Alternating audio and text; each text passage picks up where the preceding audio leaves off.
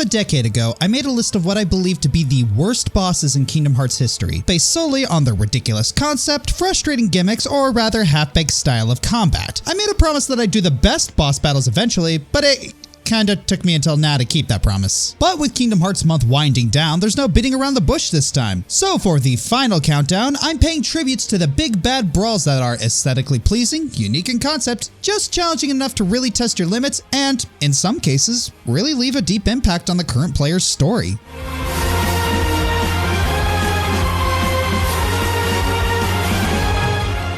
From the start of the series, Sora has occasionally been given world-appropriate costumes. Something about the world order, if the plot remembers it. While these are certainly creative and fitting, none of them have really offered any good gameplay possibilities.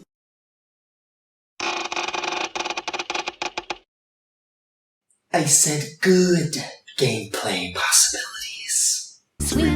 Except for one, which we got in the form of Lion Sora, who provided crazy speeds and fun combos, but we needed a really good boss to test that out on. Enter Groundshaker.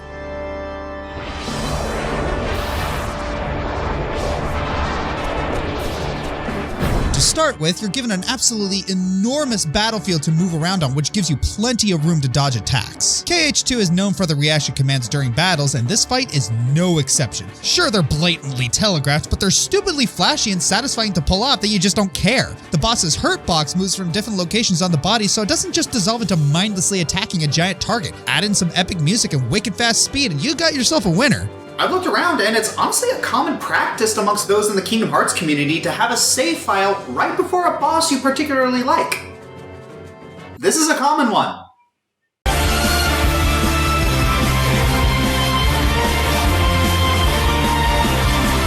And the award for the most obvious boss on this list is going to...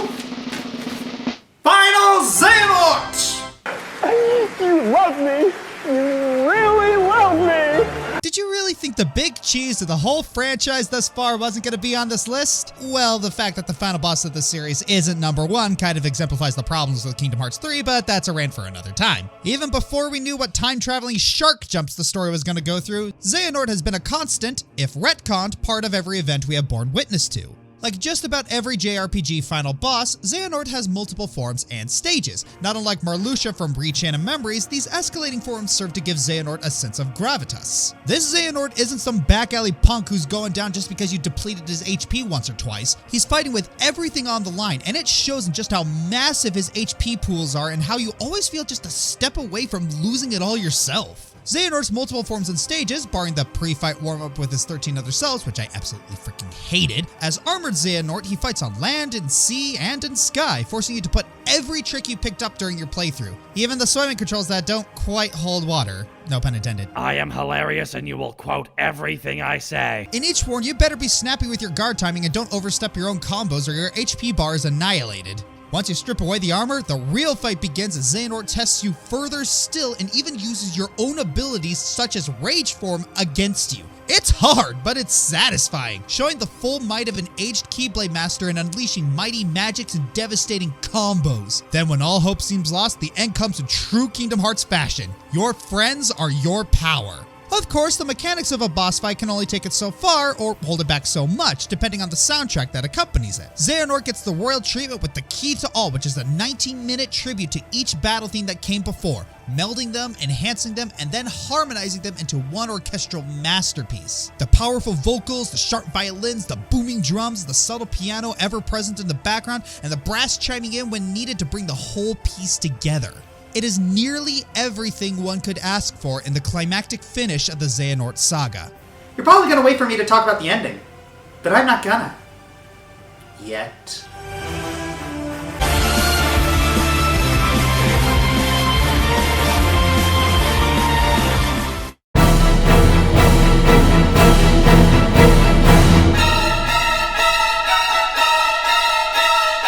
Call me a fanboy all you want, but this battle is even more satisfying than the one in Final Fantasy VII. For one, you actually get to beat the mama's boy within an inch of his life instead of simulating it in a turn-based RPG. It feels more real, like they both have something to lose, some savagery to them. Now, Sephiroth appeared in both Kingdom Hearts 1 and 2, but in the first game, the relatively small arena worked against him. Sephiroth should be a high-class swordsman, not some cage-match savage. With more space to work with in Kingdom Hearts 2, the fight unfolds in a much more natural manner for two skilled swordsmen. Of course, you can't talk about Sephiroth without talking about One Winged Angel and how having that legendary track backing up your fight turns any encounter into a showdown of meteoric impact. The Kingdom Hearts 2 rendition does not disappoint, unlike certain other musical tracks I can mention. But enough about the build-up, what about the fight itself? Well, it's Mano Shrimpo in a duel to the death, just like in Kingdom Hearts 1, but this time, Sephiroth is immediately on the offensive, and if you're not prepared, you suddenly find your HP bar shred to ribbons. Once more and Second Chance are your only saving grace if you don't react quickly enough to Sephiroth's fast as lightning movements and a whopping 15 HP bars. This time, Sephiroth ain't playing with his food. So how do you deal with this menace of a super boss? It requires you to perform a sublime dance of balancing your combos, knowing his retaliation patterns, and praying your magic recharges fast enough for when you inevitably mess up and have to burn a Kiraga. Sephiroth is a boss all about your own execution. No pun intended.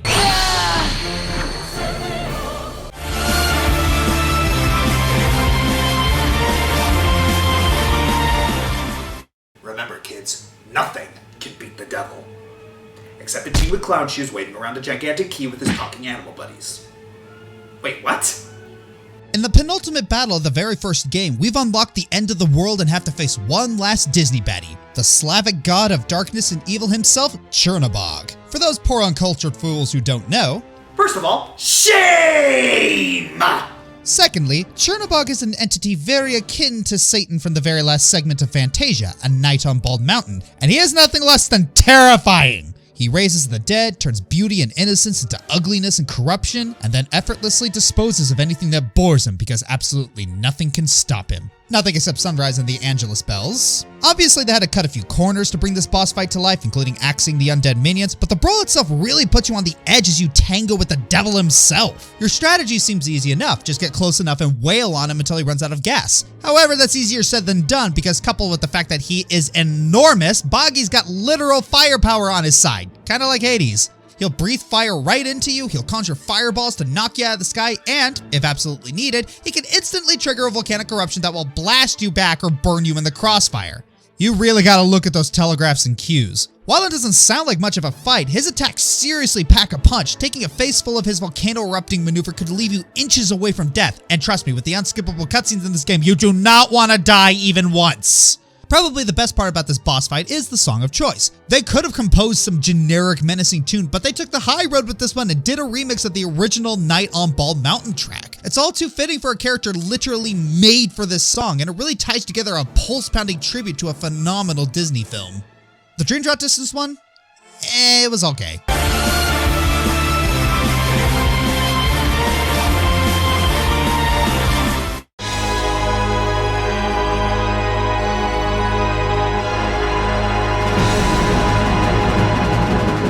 One thing that does annoy me is the amount of times you fight Ansem. Xehanort's Heartless, who stole the name of Ansem the Wise. You find him in Kingdom Hearts 1, you find him in Chain of Memories, Dream Drop Distance, and Kingdom Hearts 3. And honestly, the first time was the best. After making mincemeat out of regular Ansem twice and Darkside, you get to the real final boss. For it's time to go full anime, as his final form has a shirtless Ansem melded into a giant darkness whale demon spaceship thing.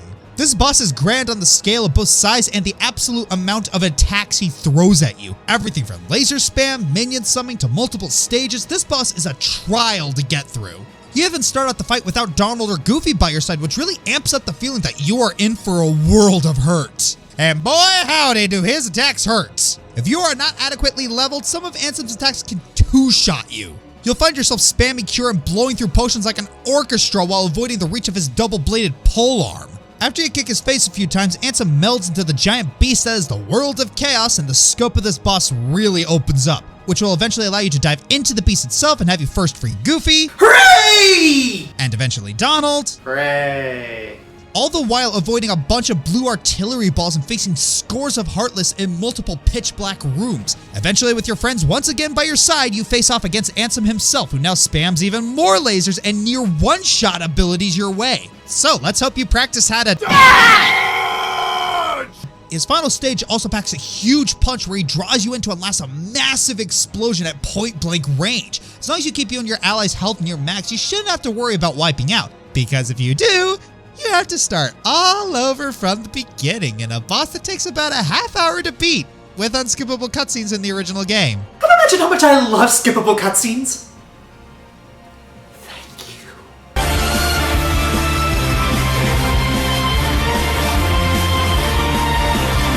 RPG bosses are typically unafraid of using mythology or some other inspiration to create different bosses, and this includes Kingdom Hearts. In the Land of Dragons, we got a Chinese dragon, which was cool. So when it was time for creating a boss for Arendelle, a world based off of a Danish story, what did the developers decide for a boss? A snow wolf from Norse mythology. Skoll, I don't know, starts the battle by attacking with his large claws and then running around the arena like Scar and sending his wolf pack at you. After doing enough damage, he will fly into the sky and turn into a Mega Destruction Art, Board of Darkness and Destruction. While the bomb slowly descends on you, you have a limited but still decently sized window to kill members from his pack to trigger the reaction command, which then, you know what, just watch.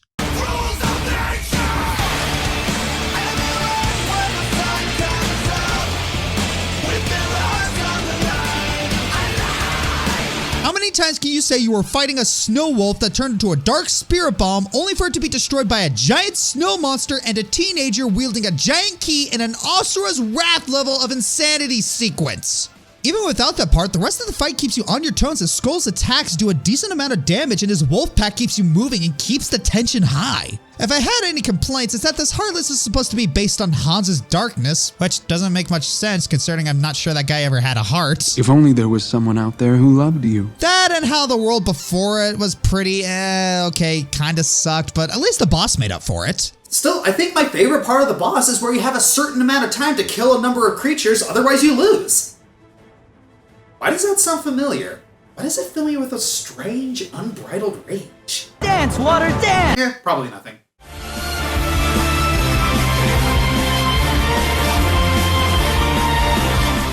If you were one of the people dedicated enough to unlock the secret ending in Kingdom Hearts 2, Or just watched it on the internet like me. you were probably curious just who these knights were. While we wouldn't be able to play as them for quite a while, one of them would go on to become an engaging super boss.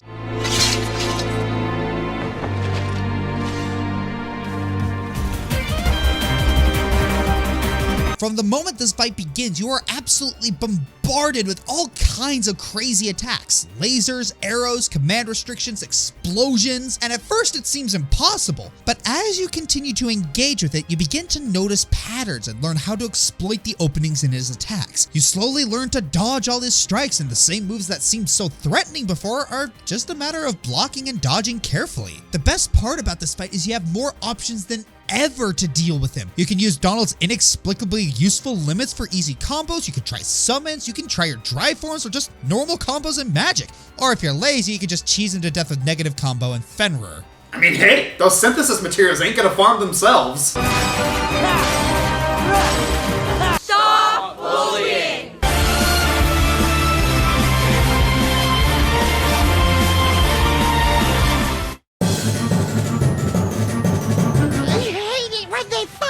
If you've been following the story between Axel and Roxas, then you know how dramatic this duel really is. Axel is hurt that his best friend, really his only true friend in the organization, has lost his memories of the good times they had together and, despite his best efforts, can't seem to bring them back. Blinded by anger, Axel pulls Roxas into a wall of fire and has one last brawl with his former bosom buddy.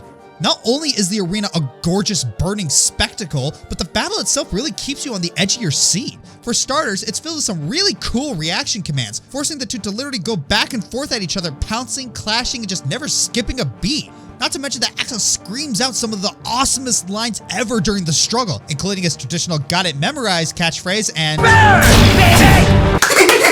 That was my favorite. And the pièce de résistance? Roxas stands strong against Axel, wielding not one, but two freaking Keyblades! Yes, you heard me. I said 2. I'm liking the 2s today. What really sells this boss fight is the sweet tension. 2 old friends duking it out, one lashing out from a broken heart and the other with a very vague grasp on their memories. While the confrontation isn't as built up, it definitely pays off in a short, sweet, and uncomfortably personal duel.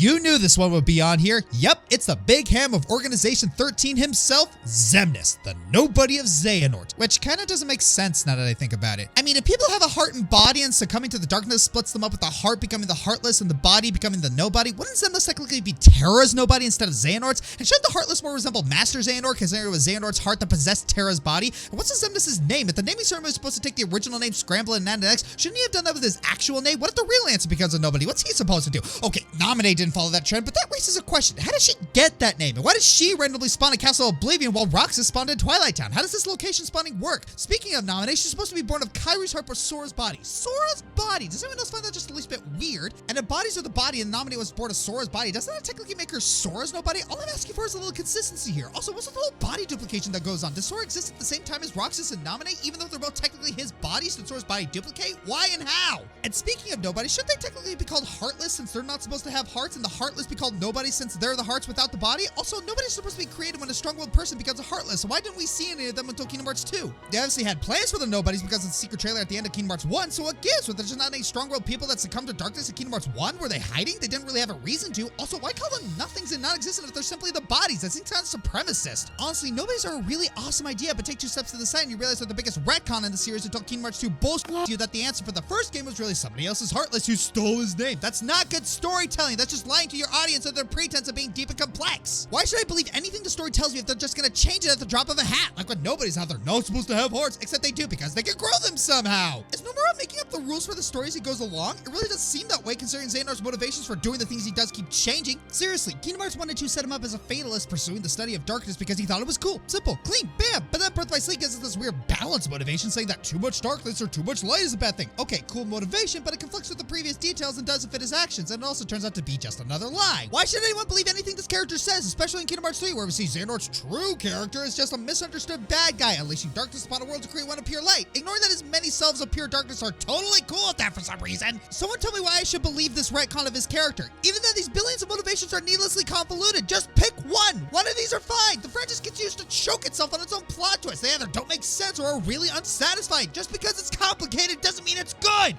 Where was I? Oh yeah, Xemnas, see?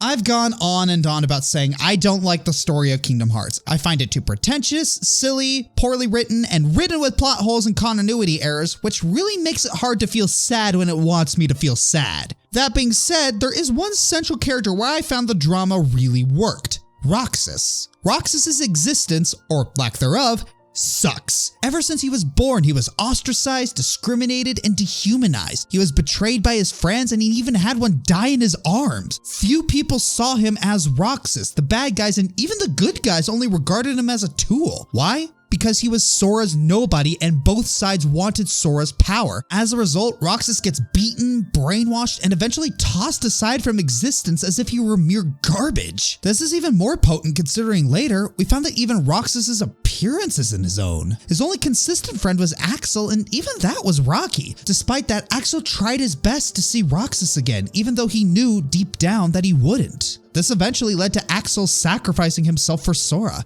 Needless to say, Roxas is pissed. Everyone only wanted Sora. No one cared about Roxas, and now the last thing that Roxas valued in the world is gone. Roxas is directing all of his hate, all of his sadness, all of his pain at Sora. This fight is a real test of skill. Roxas floats like a butterfly and stings like a bee, but almost all of his abilities can be blocked, which really ties into the nature of the fight. Roxas is attacking with an insane bloodlust, and Sora is very confused and on the defensive. Roxas even has an ultimate move which is pretty to look at, but is admittedly easy to dodge. If you get lucky, Roxas will initiate a reaction duel, changing your commands. Like the samurai nobodies, one of your menus will say the end and you're given a small window to activate it. You miss and Roxas punishes you. You win, you steal his keyblades. Go ahead.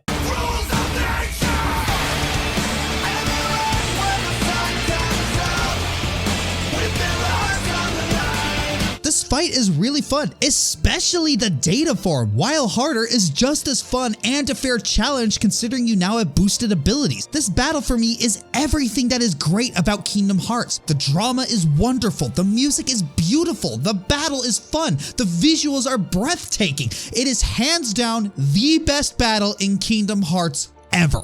I'm the Fiery Joker, and I am taking some time off. No, this is not an April Fool's joke. I'm going to be coming back May 1st, and my editors would mutiny if I didn't give them some time off. I appreciate all of you. Cut!